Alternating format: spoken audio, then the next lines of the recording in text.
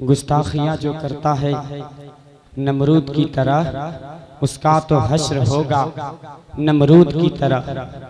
गुस्ताखियाँ जो करता है मरदूद की तरह, उसका तो हश्र होगा नमरूद की तरह। और हर शख्स इसको खाने पे मजबूर हो गया, शायर का हर शेर था।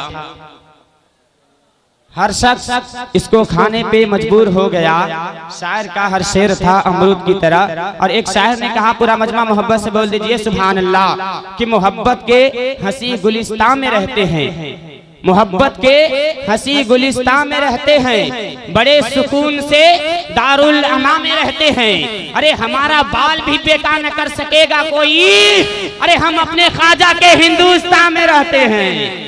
हमारा बाल भी बेकार न कर सकेगा कोई, हमारा बाल भी बेकार न कर सकेगा कोई, हम अपने ख्वाजा के हिंदुस्तान में रहते हैं। हिंदू हिंदू हिंदुस्तान, कठुआ भागो पाकिस्तान।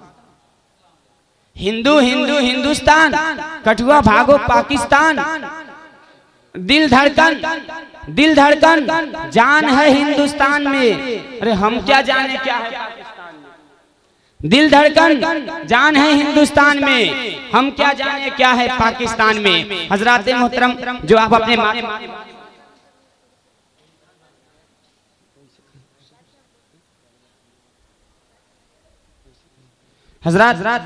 जो आप अपने माथे की निगाहों से देख रहे हैं कि मदरसा मंजूर उलूम से कोहिनूर हीरे की तरह चमकने वाले 20 तालिबे इल्म आज फारिग हुए हैं।